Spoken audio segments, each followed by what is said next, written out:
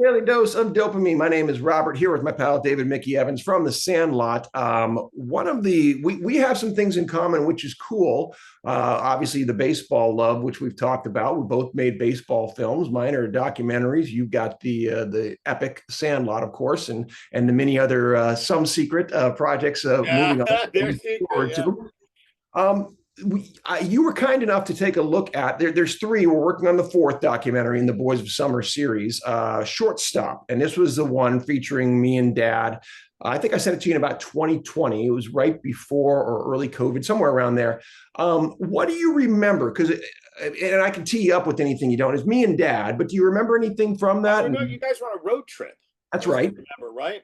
Yeah. And I have not personally known very many people with Parkinson's. My Hmm. brother has, ALS.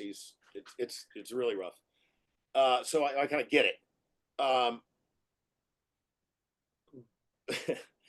what struck me about it was your relationship with your dad, especially when you were driving around, and sometimes he seemed a little not there, but then you'd prompt or dig a little deeper or you know remind. I guess it's a reminding kind of thing. And he'd come back, around for a short time or whatever, and man, that just the heartbreak of he's still there.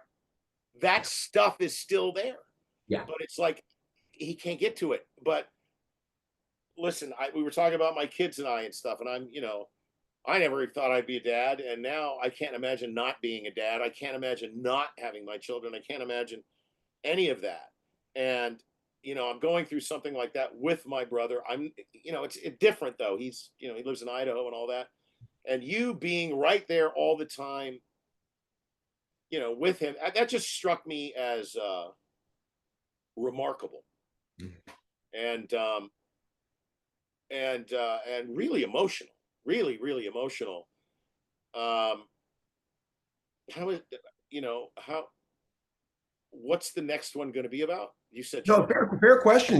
We have this whole setup right now. The hard thing is, you ever watch the documentary series of Seven Up? Oh The my God, a long right. time ago. Yeah, wow. So, I Yep, mean, apt, amazing, right? And so absolutely amazing. between that and Linklater's Boyhood, which I'm guessing you've seen too, I right? have. Yep. I have pieces of that in this because I have over 20 years of footage over three films right now. And what's basically the framework for the fourth, which, by the way, we're going around the bases. The first one's ostensibly first base. We have second base. Shortstop's the one you saw. We're going to make third base now. I do a lot of speaking. I do a lot of public speaking in Parkinson's events. So we're gonna mock that up as sort of the spine of this thing. I'm going to wheel Dad out on the stage with me because he's now wheelchair bound. Which plays into the fact, like, I took my dad, we ran a marathon. We ran the Disney marathon together. I pushed him in a running Oh, chair, that's right? fantastic. So that's part of the story. We're going to put that in there. But I'm going to have the framework for this thing. We have an audience, always do well. People love the story, this, that, and the other. And when I clip away to what's on the screen, that'll go to various parts of the story. So that'll Right. be the device that we use that shows basically we're still going, we're still, trying. And yes, I mean, showing the reality. My dad can barely speak at this point. It's tough, but he wants to be there. He loves when people watch the movie. I'll make sure to share this with him. He'll love to hear the things you said. I mean, That's amazing. you talk about like getting engaged. The one you saw, you may remember, my dad played a game of catch with Dave Parker, which was unbelievable to me. There they are playing a catch. And then my dad caught a first pitch on the field, and the guy who threw it to him also had Parkinson's. It wasn't a great throw. And my dad had to make a move. And my dad, it's a fall risk. He goes and stumbles and catches it, but doesn't fall. And it's like, oh my, it's a heroic catch, right? Home run. That's So awesome. here's what we got. I mean, it's already out there, but I can tell you in the fourth film, what we have is my son. We're at the Oakland Coliseum. He throws out a first pitch to my dad in a wheelchair.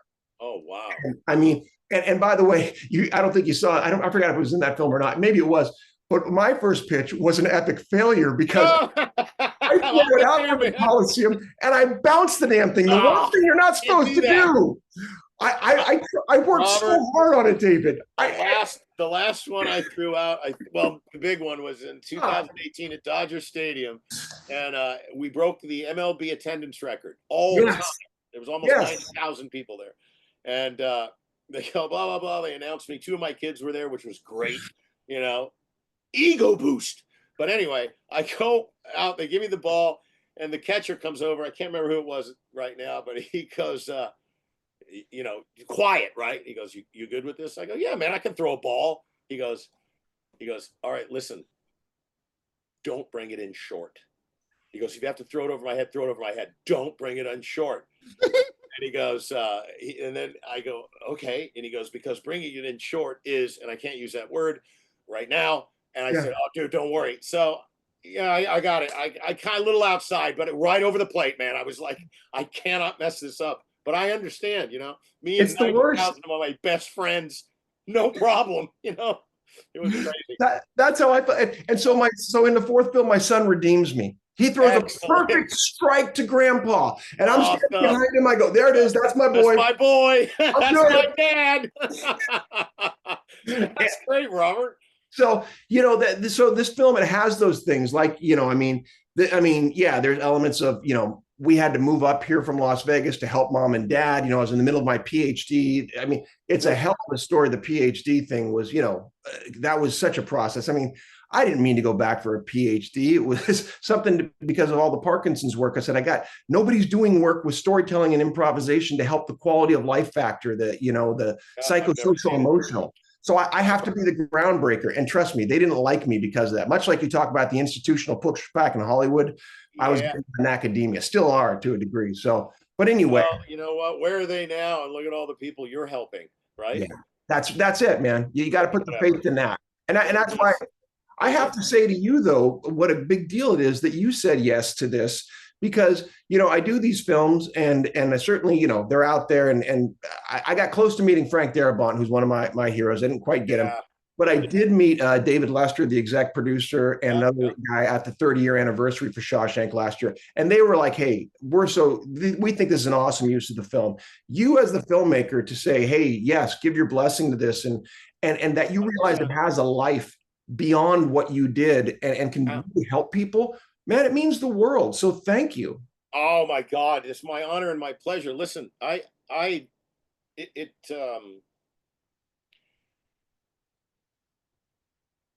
there's so many people that I've met that have told me, you don't understand, Mr. Evans. It's not just a movie, this sort of thing. And I don't know if I told you this story. When was it? We went to the 30th anniversary at the Sandlot. That was a few years ago. And I was there all day long. There was these three big movie screens, 5,000 people, blah, blah, blah. And it's not that big a deal. It's like an acre and a half, two if you push it. And so, but I was there from 6 a.m. until, I don't know, 2 a.m. the next day or whatever. And as I'm walking out, there is a mom and her daughter standing. There was only one way in and out, these gates from police work. And she's, Mr. Evans, Mr. Evans, dude, I'm dragging ass at that point, and I just signed a trillion autographs, blah, blah. So, but I know after 30 plus years is I got to get rid of that instantly. Okay. Because they deserve my attention. They deserve my time because I wouldn't be here without them. Took me a while to release. It didn't take me a long time to understand that, but until it affected my life, it took a while. So this is one of these big moments, and this young girl, let's call her 20 years old, and her mom, and the girl is crying, and Sandlot's playing behind me, and people are hooting and hollering. And I'm saying, sweetheart, is everything okay? Blah, blah, blah. And she says, I need to tell you something. And she says, I never got along. My real dad was not good, and he left, something to this. And my mom, who was standing right there, got remarried, and I never, ever, ever got along with my stepdad because, I was angry at my real dad, but I still wanted him back and all this sort of thing. And she says, when I saw your movie, and watched it a lot when I was a kid, now my stepdad is my dad. And it's because of your movie. And so we hugged it out, all that kind of thing. So I don't know how much further into someone's life a movie can get to affect, what amounts to, one of the two most important relationships or three most important relationships they have in their life, mom, dad, and spouse. It changed her life. I didn't set out to do that. I just set out to tell a good story, you know, and like you were saying, like do we refer to the people that come to you patients? Is that They're students in this case, students? right? Okay, Yeah. students in this. You know, she got to write her story because of the story that I told. You know, There it is. That's it. that's what I'm talking about. That's the growing nature of storytelling, right? And nothing's a one-off. Nothing, I mean, everything connects to everything else, right? 100%. And the inspiration we all derive is based on these life forces that interconnect the way that we do. And that's the way I teach this, because a lot of the people come to me have never written anything, or they've been abused academically to believe they can't write. And I'm rehabilitating people to say your voice matters. And by the way, don't worry about grammar, spelling, punctuation. I'll get you there. Here, you're a Stephen King fan, then you'll know this. Well, the best book about writing ever written was On Writing by Stephen King. Yep. And Entity says, look, just understand this.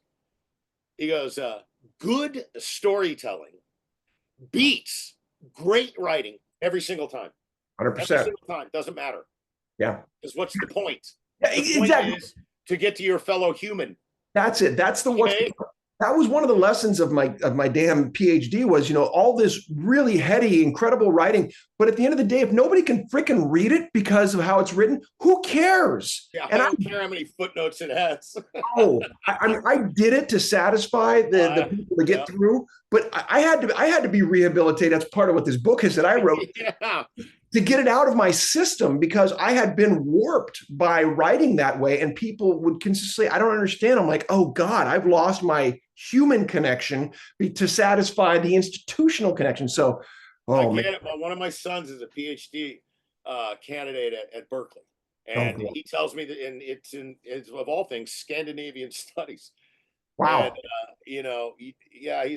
he speaks a bunch of languages. He's a freaking genius, that kid. Anyway, but I hear from him those sorts of reports, from up there, in Berkeley. Well, if he ever wants to reach out, I mean, I'm 10 minutes away from Berkeley. I'd love to meet him and really? We can PhD stuff. Yeah, all day. I mean, that's. Oh, I had no idea. Yeah, no, please. Yeah. Where are you? Walnut Creek? Walnut Creek is East Bay. God, I know exactly where it is. Yeah. Yeah. No, I got friends in Martinez. Yeah, 100%. No, connect your son. I'd love to talk to him if I can support him. I mean, I know the PhD thing. That's, again, inside of that book, I have something called my DIY MF PhD because of how just things broke down horribly in the experience. Yeah. Robert, that's awesome. That's PhD. Yeah, we'll connect over that one. Yeah. So we'll keep that off the Zoom. No worries. Come back for one more. You got time for one more? You good? One more, yes, sir. One more. Very good. All right. We'll see you in a minute. All righty.